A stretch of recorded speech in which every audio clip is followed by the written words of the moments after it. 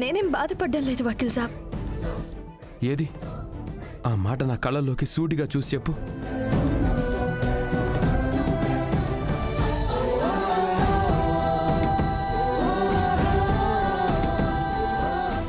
నా వల్ల కావట్లేదు వకీల్ సాబ్. నేనేం చేయను. మీకోసం ప్రాణమైన వదులుకోగలిగిన నేను అమ్మమ్మ గారి ప్రాణం కోసం మిమ్మల్ని వదులుకోవాల్సిన కర్మ పట్టింది. ఎందుకు పున్నమి ఇంత బాధపడుతూ ఈ పెళ్లికి అంగీకరించావు? నాకిష్టం లేదని ఒక్క మాట తెగేసి చెప్పుండొచ్చు కదా. మాకు కూడా ఈ బాధ ఉండేది కాదు.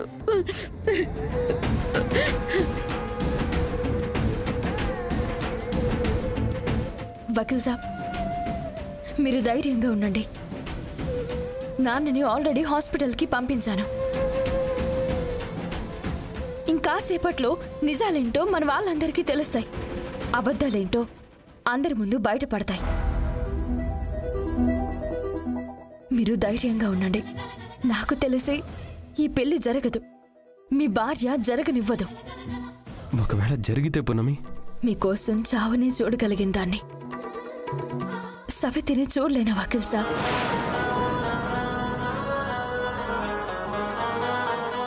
మీరు 2 పెళ్లిళ్ళు కాదు 200 పెళ్లిళ్ళు చేసుకున్నా మీ మనసులో నేనే ఉంటాను. ఆ ఒక్క ధైర్యం చాలు జీవితాంతం ధైర్యంగా సంతోషంగా బతకడానికి. నీ భర్తని ఇంకొక ఆడదానికి పంచబోతూ ఇంత ధైర్యంగా ఎలా మాట్లాడుతున్నావమ్మా? ఇది ధైర్యం కాదత్తయ్య, నమ్మకం. మా ప్రేమ మీద నాకున్న నమ్మకం. ఆ డాక్టర్ తప్పుడు రిపోర్ట్స్ ఇచ్చారు అన్న నమ్మకం. చివరి నిమిషంలో అయినా ఈ పెళ్లి ఆగుతుందన్న నమ్మకం ఉంది.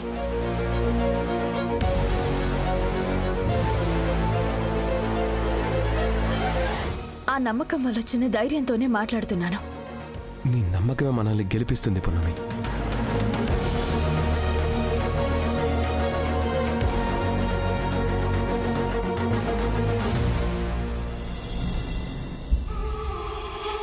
థ్యాంక్ యూ లాయర్ గారు, థ్యాంక్ యూ సో మచ్. కేవలం మీ వల్లే మా నాన్నగారికి బెయిల్ వచ్చింది. థ్యాంక్ యూ అమ్మా. అలాగే నా పేమెంట్ కూడా కొంచెం ఇప్పిస్తే. అలాగేనండి, మీ పేమెంట్ ఇప్పుడే పంపిస్తాను. మయూకా, డాడీ,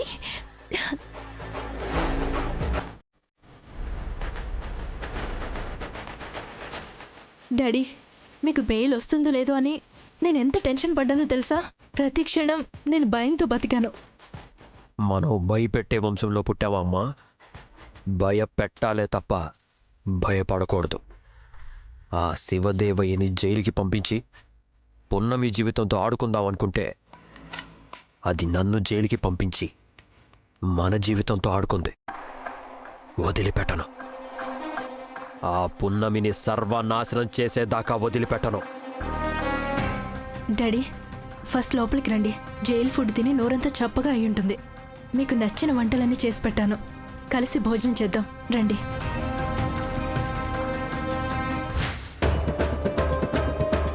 చూసావమ్మా, పున్నమి ఎంత తెలివిగా వాళ్ళ నాన్నని సెకండ్ ఒపీనియన్ కోసం వేరే హాస్పిటల్కి పంపిస్తుందో. అమ్మో, సమయానికి మనం చూసాం కాబట్టి సరిపోయింది. లేదంటే శివదేవయ్య హాస్పిటల్ నుంచి రిపోర్ట్స్ ఇంటికి తీసుకొచ్చి పున్నమికి ఎలాంటి ఆరోగ్య సమస్య లేదు, తనకి పిల్లలు పుట్టే అవకాశం ఉంది, పున్నమికి తల్లయ్యే అవకాశం ఉంది, కావాలనే డాక్టర్ చేత ఎవరో అబద్ధం చెప్పించారు అని ఇంట్లో చెప్పాడే అనుకో. అమ్మమ్మ కర్ర తీసుకుని మనిద్దరిని కుక్కను కొట్టినట్టు కొడుతుందమ్మా కదా. అలా జరగకుండా ఉండాలి అంటే ఆ శివదేవయ్య రిపోర్ట్స్ తెచ్చినా అమ్మకి చెప్పకుండా ఆపాలి. అవునమ్మా, అలా ఆపాలంటే మనకున్న ఆపద్బాంధవుడు ఒక్కడే, ఆ బాలుగాడు. అవునే, బాలుగాడైతే శివదేవయ్యని ఎట్లా కొట్లా రిపోర్ట్స్ తీసుకోకుండా ఆపగలడు. ఒకవేళ తీసుకున్నా మన ఇంట్లోకి రాకుండా ఖచ్చితంగా ఆపుతాడు. కరెక్టే అమ్మా, ఇప్పుడే వాడికి కాల్ చేస్తానుండు.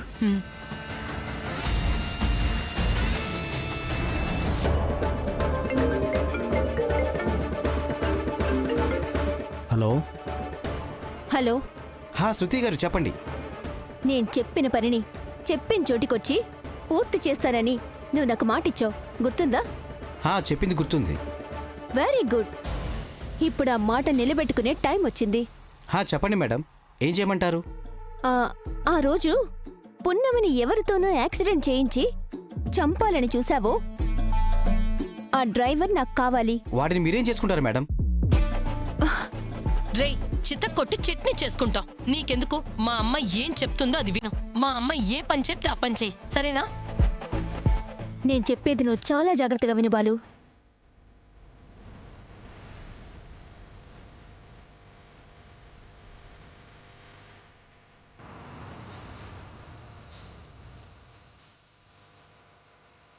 మ్యాటర్ క్లియర్గా అర్థమైంది. పున్నమిని కారుతో గుద్దిన డ్రైవర్ పేరు నరసింహ. వాడు పాత నేరస్తుడు. డబ్బు కోసం ఏవైనా చేస్తాడు. ఓకే, నేను చెప్పిన టైంకి వాడిని ఇంటికి పంపించు. అలాగే మేడం. ఇంకాసేపట్లో వాడే మీ ఇంటికి వస్తాడు. శివదేవ్, మేము డాక్టర్తో చెప్పిందంతా అబద్ధమని, పున్నమికి ఖచ్చితంగా పిల్లలు పుడతారని వేరే డాక్టర్ నుంచి రిపోర్టు తీసుకొస్తావా? రిపోర్టు? ఆ రిపోర్టు తెచ్చేలోపే నీ కథకి ముగింపివ్వబోతున్నాను.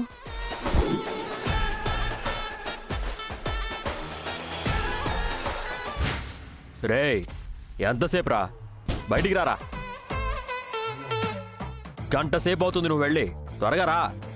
అయిపోయింది సార్, వచ్చేస్తాను సార్. ఏంటి నాన్న మనకి కర్మ? నువ్వేంటి, నీ రేంజ్ ఏంటి? నువ్వేంటి బాత్రూమ్ దగ్గర కాపలా కాయడం ఏంటి? వసుదేవుడు అంతటోడే గాడిద కాళ్ళు పట్టుకున్నాడంట. అలాగే మనం కూడా ఈ గాడిదకి కుక్కలా కాపలా కాస్తాం. త్వరగా వీళ్ళ లెక్క సరిచేయాలి నాన్న. వీణ్ణి మెయింటైన్ చేయలేక కాపలా కాయలేక చస్తున్నాం. రేయ్, అయిపోయిందంటున్నావు, ఇంకా బయటికి రావేంట్రా? పిలుస్తుంటే కనీసం సమాధానం కూడా చెప్పడేంటి నాన్న? కూర్చోబెట్టి తిండి పెడుతున్నాం కదా, ఒళ్ళు పొగరెక్కింది యాదవ్వకి. రేయ్, తలుపు తీరా. పిలుస్తుంటే పలకవేంట్రా? తలుపు తీరా. కొంపు తీసి చచ్చాడేమో నాన్న, సమాధానం చెప్పట్లేదు. నువ్వు అంటుంటే నాకు అదే డౌట్ వస్తుందమ్మా. రే పరశురామ్, రేయ్ రారా, తలుపు తీ.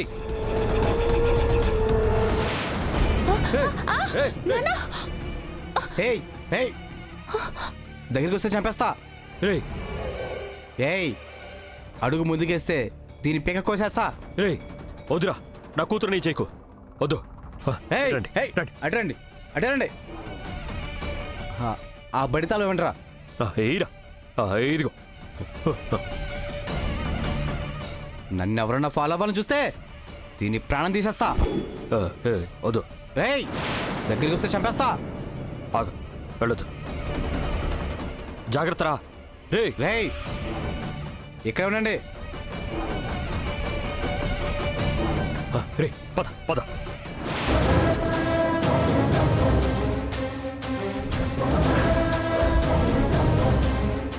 వద్దు.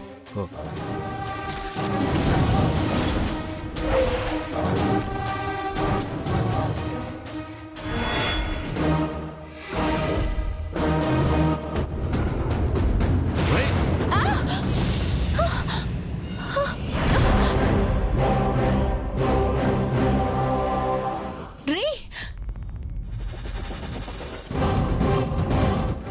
డాడీ, రే మయూక, మయూక, నీకేం కాలేదు కదా? వాడు పారిపోయాడు డాడీ. మనం అర్జెంటుగా వాడిని పట్టుకోవాలి, లేదంటే వాడు పున్నమిని కలిసి రహస్యం మొత్తం చెప్పేస్తాడు. రే పదండి. రే అగ్నిదేవ్, నన్నే కిడ్నాప్ చేసి టార్చర్ చేస్తావా? నా ప్రొఫెషన్కి నేను ద్రోహం చేసేలా చేస్తావా? ఆ భానుమతి గారికి సాక్ష్యాలు ఇవ్వకుండా ఆపుతావా? చూడరా, కాసేపట్లో భానుమతి గారికి సాక్ష్యం ఇవ్వబోతున్నాను. ఆ తర్వాత నీ బతుకు కుక్క బతికారా?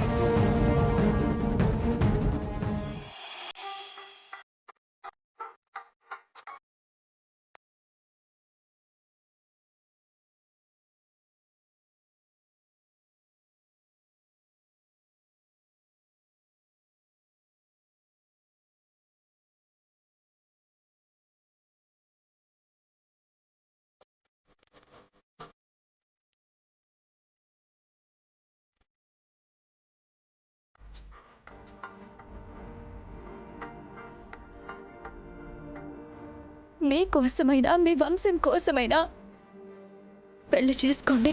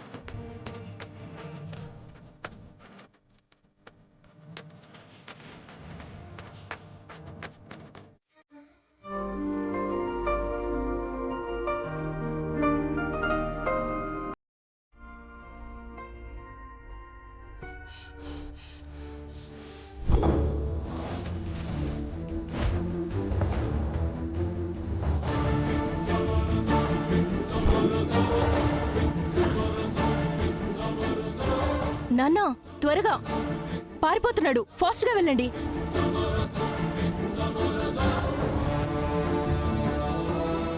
షట్.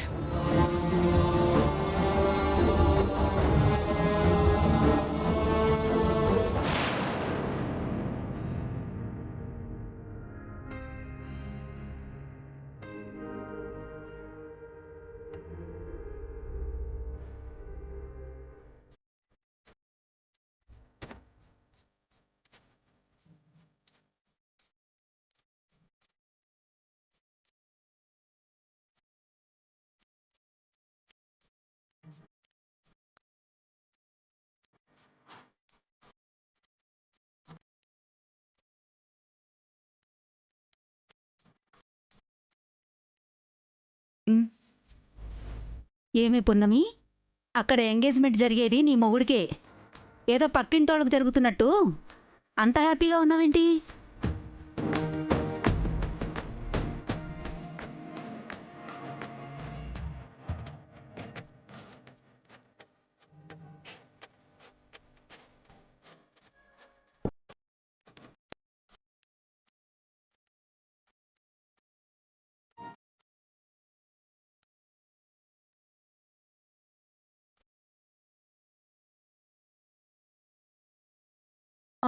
హలో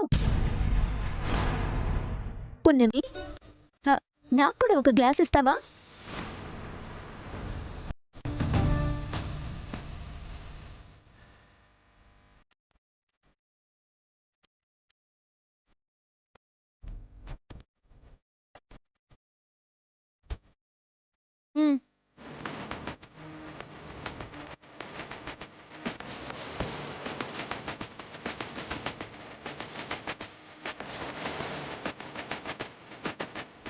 అమ్మా,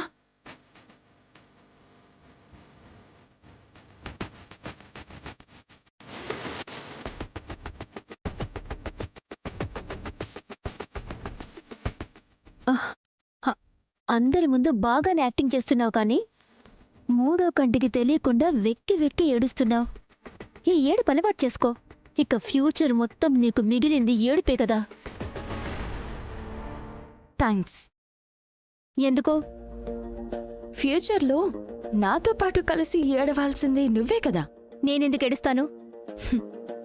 ఎందుకంటే నువ్వు వకీల్ సాబ్ని ఇష్టపడి పెళ్లి చేసుకుంటున్నావు, కానీ వకీల్ సాబ్ మాత్రం నిన్నిష్టపడి పెళ్లి చేసుకోవడం లేదు. అవునా? అవును. ఇష్టపడి పెళ్లి చేసుకున్న నేనే ఇంకా తల్లిని కాలేదు. అలాంటిది గత్యంతరం లేక పెళ్లి చేసుకుంటున్న నీకు ఆయన ఎప్పుడు దగ్గర కావాలి? మీ ఇద్దరికి పిల్లలు ఎప్పుడు పుట్టాలి? కాబట్టి వకీల్ సాబ్ వల్ల జీవితంలో నీకు పిల్లలు పుట్టరు. ఏం మాట్లాడుతున్నావు? ఫైనల్ గా నేను చెప్పేది ఏంటంటే, నా బుర్ర తక్కువక్క. వకీల్ సాబ్ నిన్నెలాగూ ముట్టుకోరు కాబట్టి నాకులాగే నీకు కూడా పిల్లలు పుట్టరు. దాంతో అటు చూడు, అక్కడ కర్ర పట్టు కూర్చుంది పెద్దావిడ. నీకు పిల్లలు పుట్టలేదనే కారణంతో వకీల్ సాబ్కి మూడో పెళ్లి చేస్తుంది. అప్పుడు నాతో పాటు కలిసి ఏడవలసింది నువ్వే కదా. అందుకే అలా అన్నానన్నమాట. హలో, ఈ శృతిని నువ్వు చాలా తక్కువ అంచనా వేస్తున్నావు. నువ్వు కాబట్టి బావతో పిల్లల్ని కనలేకపోయావు. యు నో వన్ థింగ్, అదే నేనైతే ఈ పాటికి నేను 2 పిల్లల్ని కనుండేదాన్ని. మా పెళ్లి అయిన తర్వాత బావకి ఇష్టం ఉన్నా లేకపోయినా మాయ చేసో మంత్రమేసో ఆయనతో కాపురం చేస్తాను. సంవత్సరం తిరిగేలోపు నెల తప్పుతాను. ఆ తర్వాత పండంటి బిడ్డను తీసుకొచ్చి నీ చేతిలో పెడతాను. నువ్వు ఎత్తుకుని ఆడించడానికి రెడీగా ఉండు. ఆల్ ది బెస్ట్ నా సవితి. సవిత? అవును, కాబోయే సవితివే కదా. ఫైనల్గా నేను చెప్పొచ్చేది ఏంటంటే, నాకు పిల్లలు పుడతారు అని నీకు బాగా తెలుసు. డాక్టర్తో అబద్ధం చెప్పించారని కూడా నాకు తెలుసు. ఇంకా సేపట్లో నాకు పిల్లలు పుట్టరు అన్న విషయం అబద్ధమని, పుడతారు అన్నది మాత్రమే నిజమని అందరికీ తెలుస్తుంది. ఆ తర్వాత ఉంగరాలు మార్చుకోవాల్సిన నీతో బొంగురాలు ఆడుకుంటా. ఆటకి రెడీగా ఉండు, సరేనా? All the best.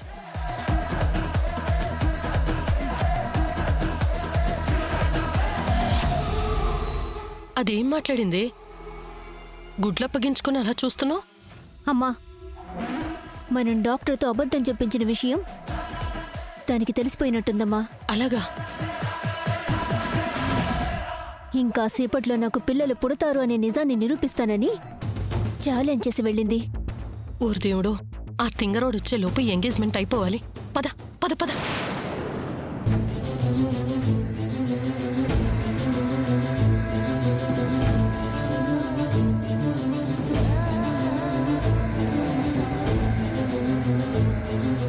నాన్న హాస్పిటల్కి వెళ్ళి చాలాసేపు అయింది, ఇంకా రాలేదేంటి? ఎంగేజ్మెంట్ లోపు వస్తే ఆ సాక్ష్యం చూపించి ఎంగేజ్మెంట్ ఆపచ్చు, లేదంటే వకీల్ సాబ్ నాకు దూరం అయిపోతారు. అలా జరగడానికి వీల్లేదు. నాన్న ఫోన్ ఎత్తడం లేదేంటి?